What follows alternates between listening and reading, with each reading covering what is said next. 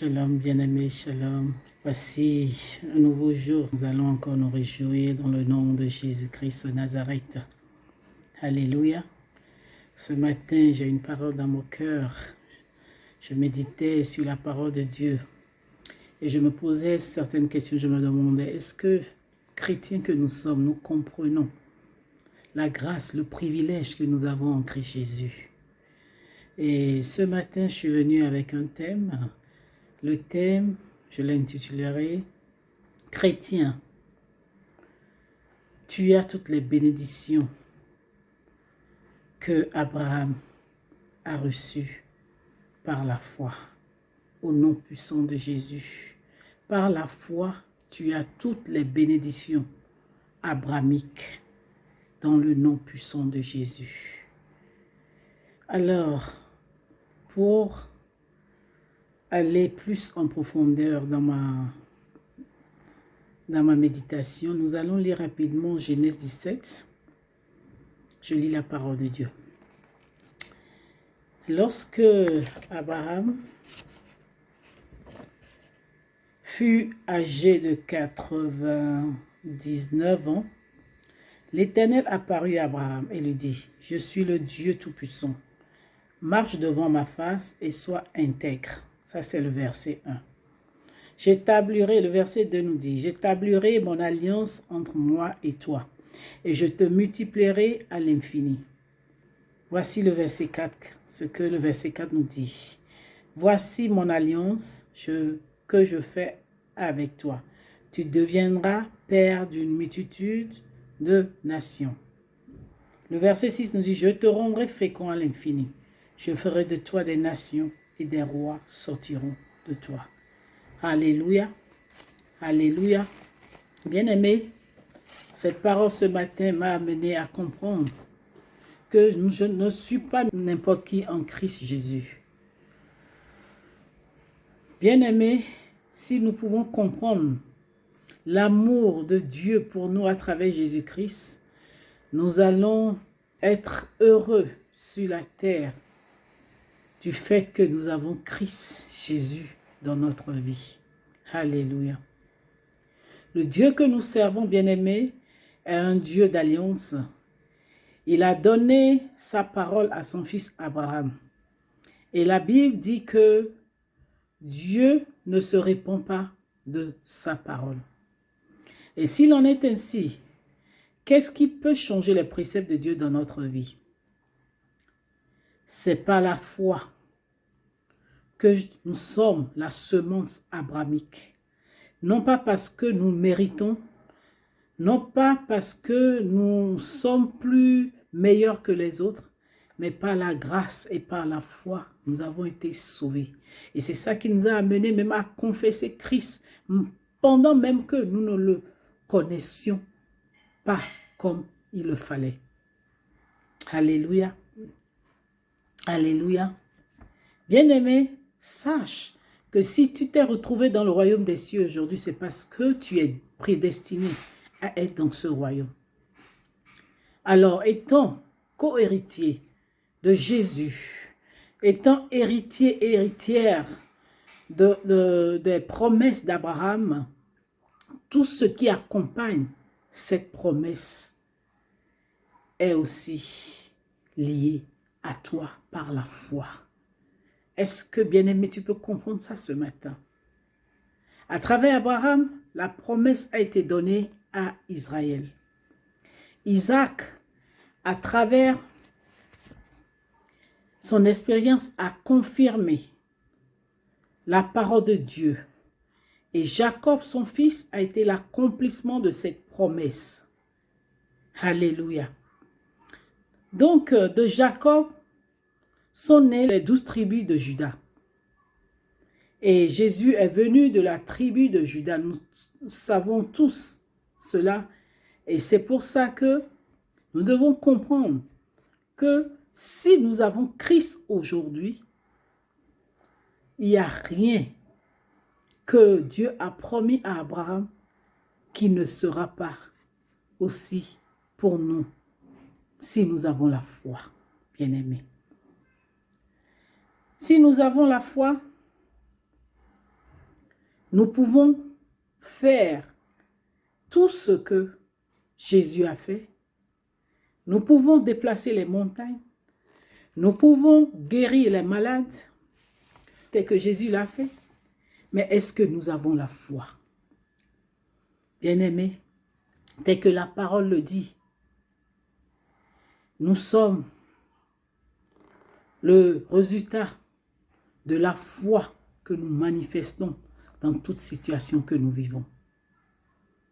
Seule la foi et la grâce nous permettent de rentrer dans l'héritage de Dieu. Alléluia. Dieu dit dans sa promesse que par ses maîtrissures, tu es guéri, mon frère. Dieu dit dans sa promesse que par ses maîtrissures, tu es guéri, ma sœur. Crois alors à cette parole et marche dans cette parole maintenant. Par la foi, rien ne peut t'éloigner de l'amour de Dieu. C'est ce que la parole de Dieu nous dit quand nous lisons dans Romains 8, versets 38 à 39.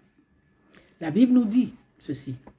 Oui, j'en suis sûr, rien ne pourra nous séparer de l'amour que Dieu nous a montré dans le Christ Jésus. Que Dieu nous a montré plutôt dans le Christ Jésus, notre Seigneur. Ni la mort, ni la vie, ni les anges, ni les esprits, ni le présent, ni l'avenir, ni tous ceux qui ont un pouvoir, ni les forces d'en haut, ni les forces d'en bas, ni toutes les choses créées, rien ne pourra nous séparer de l'amour de Dieu. Alléluia. Bien-aimé, cette parole est très puissante. Cette parole est très puissante, bien-aimé. Ce qui veut dire que par cet amour manifesté à la croix pour nous,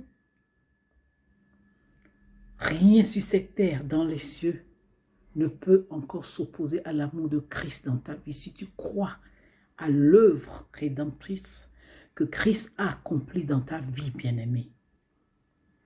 Les problèmes peuvent venir, les situations difficiles peuvent venir.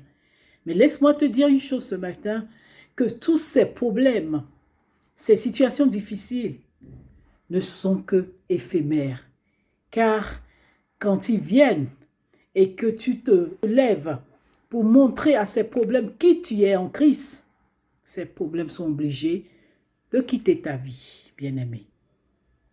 Peuple de Dieu, est-ce que nous comprenions alors que vivre dans la foi n'est pas seulement s'asseoir, mais c'est de proclamer ce que Christ a déjà fait pour nous et nous a laissé comme héritage. Alléluia. Alléluia. Alléluia.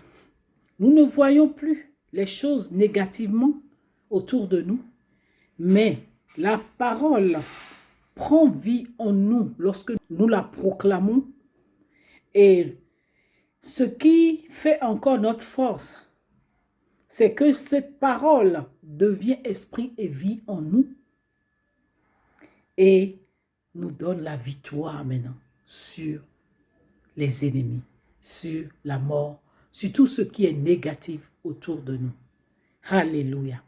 Alléluia. Donc, bien-aimé, si tu veux vivre heureux en Christ Jésus, tu dois savoir que nul n'est justifié par ses œuvres avec Christ.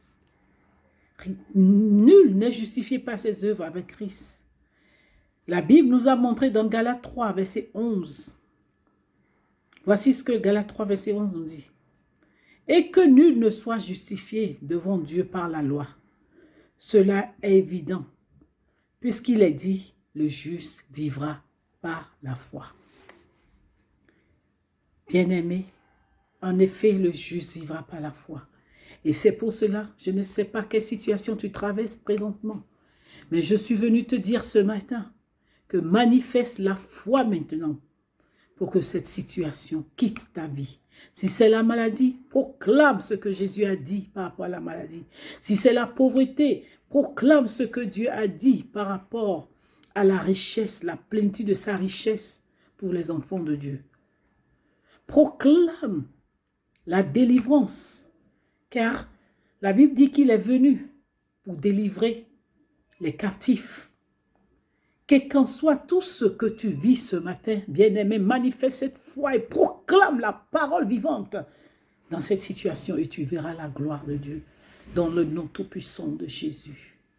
Déclare avec moi ce matin que je refuse d'être sous un joug de la peur au nom puissant de Jésus. Je refuse d'être sous un joug de l'incrédulité au nom puissant de Jésus. Je refuse d'être sous le joug de l'affliction dans le nom tout-puissant de Jésus. Car si donc le Fils m'a affranchi, c'est qu'il m'a affranchi pour toujours. C'est ce que Jean 8, 36 nous dit. Alors que cette parole soit une parole de vie en toi ce matin, reçois la bénédiction de l'Éternel et que le Seigneur, dans son amour, puisse se manifester par son esprit et par la foi, reçois ce que tu recherches de Dieu ce matin dans le nom tout-puissant de Jésus-Christ de Nazareth. Tu es béni. Amen.